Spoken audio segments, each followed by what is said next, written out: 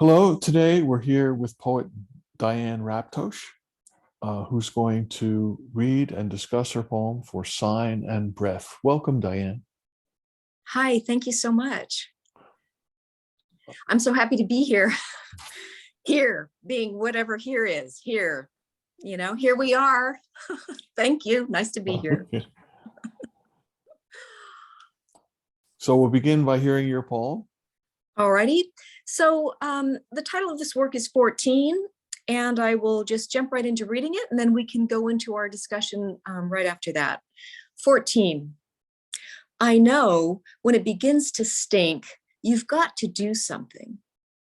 You have to go round making suitable noises. Mary Midgley. 14 words, 14 or 1488, refers to these 14-word slogans penned by white supremacist David Lane. We must secure the existence of our people and a future for white children. Because the beauty of the white Aryan woman must not perish from the earth. Because the white speaks the white, secure the white future.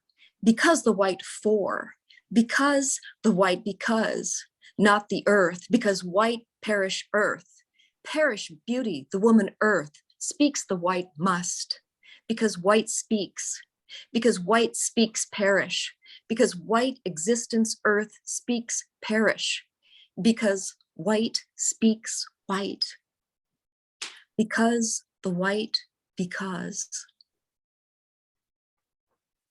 Speak, because earth, because woman, because speak of the from of beauty, speak of because the not perish, speak from the of the earth.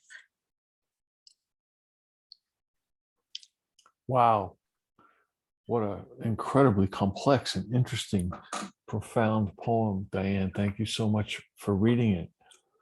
And we talked, or when you first submitted this poem, and I mentioned the project, you said that you thought that you had a poem that would speak to the project, and I'd like you to tell us a little bit about why you chose this poem and how it speaks to Sign and Breath. Sure. This poem occurred to me as being one that would be especially appropriate for this anthology, because the second part of the poem feels especially oral. That is to say, it feels as if it came to me in a kind of voice or earth voice, in response to the words from the white supremacist. I was just messing around. This is from a collection of sonnets, and of course, anybody who works with a sonnet wants to mess with it a little bit and experiment with it a little bit. And disturbingly, I was thinking about the word 14, the number 14, what it stands for, and it has this white supremacist connotation. So I wanted to have a voice that contrasted that of the white supremacists. And so the voice that started emerging was that voice, or that earth voice, that was sort of fighting for the life of the earth, using the very words of the white supremacists against them. I couldn't help but notice that some of those words within the white supremacist proclamations were so beautiful that I wanted them to be repurposed, beauty, woman, earth in particular. And so that the second half of this piece is spoken more or less in the voice of the earth. And it sort of came out of a place beyond me, and in a voice that felt very powerful, supremely powerful, as it were, the earth's voice itself. And so I thought, in a discussion about voice and orality, this would be a good one to choose. Wow, and to think of this as a sonnet also makes me look at it so differently, because of course on the page it's a field on the page. And yet I'm so glad to hear you talk about this as coming from the earth, coming from because it also, the repetition is not only hypnotic and incantatory, but in some ways also brings about our earliest rhymes. I almost hear, this is the house that Jack built. This is the kind of poem that emerges out of our first interaction with the love of language. And I'm curious, as this poem emerged, 14, tell me about I didn't know that was an element of the 14 of the white supremacists, but of course it's also 14 lines. Mhm. What about the line here, Diane, the way you've constructed it on the page and the way you hear it? Well, the line in the first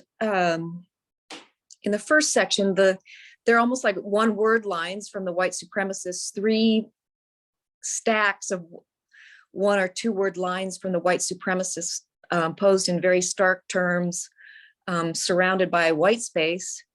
The voice of the earth seemed to, while there are 14 lines there, did not want to be linear. Those lines wanted to come out in a more organic way. So turning the lines in different places, less predictable kinds of places. And in that process, adjectives became nouns, prepositions became nouns. It was if the earth was saying, I don't care about the parts of speech as you have deemed them. What we want to focus on is preserve the earth, not perish, beauty the woman earth. So I just felt that I was receiving these signals from the earth itself, and they were uttered across the page in the ways, more or less, that they appear now. The earth speaks in nonlinear terms. The earth speaks in It's fair to say. non-linear terms, yes. And the wonderful thing about the idea of 14, if you will, not only are you turning that destructive, toxic idea of 14 and then recalling it into the tradition of 14 lines, which is the basis for the sonnet, but then in a way, when you say something is nonlinear, this poem both precedes the tradition of the sonnet because it does speak directly from the earth, and also is a kind of post-sonnet because it's taken so many of the postmodern, if you will, page elements and opportunities that the page offers us. Mm-hmm. What is your feeling about the tradition that's in the middle, the sonnet tradition that you're both preceding and somehow impossibly having as an antecedent to this new sonnet? Tell me about where this emerges from in terms of the sonnet. Well, in terms of the sonnet, the sonnet, the 14 lines of the sonnet gives you an opportunity to pose a kind of argument and employ the volta, which the earth agreed to do in this particular sonnet. It turns after, because the white, because then there's a white space.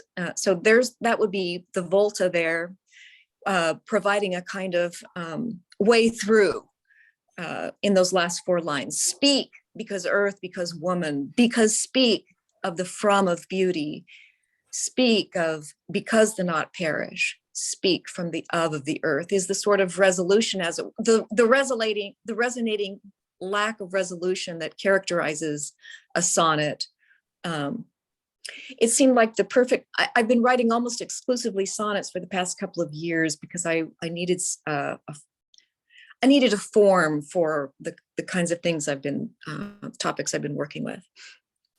And the 14 lines is a perfectly disciplined small space to move around in, big enough for the voice of the earth to come through, I hope. You know, I've been asking, and one of the questions that we have started with is where does orality or the page play a place in the composition of the poem? And you're bringing us a new perspective altogether, which is that the voice is neither personal nor typographical, but somehow of this third quality from beneath. Mm-hmm. And Yes, that, when I've thought about these questions that were posed for this anthology, I found myself in a kind of paradox or a conundrum, because I sort of feel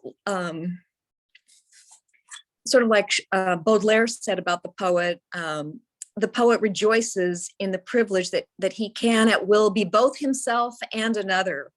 Like a lost soul searching for a body, he enters when he wishes into any character. For him, all is vacancy. So I guess I've always sort of felt that the voice of the poet is multivalent, and so I don't ever quite trust myself when I describe what I think the voice entails. I think the voice is both the self and must simultaneously be something larger than the self in order to reach all the other selves that poetry wants to speak to. So that under roar, that sort of soul talk that comes from the human depths, must both inhere within the individual poet, but also, and paradoxically, expand beyond the eye of the poet. Diane Raptosh, such a great pleasure and honor to have you here today with us. Thank you for sharing 14 for Sign and Breath. Thank you for this opportunity.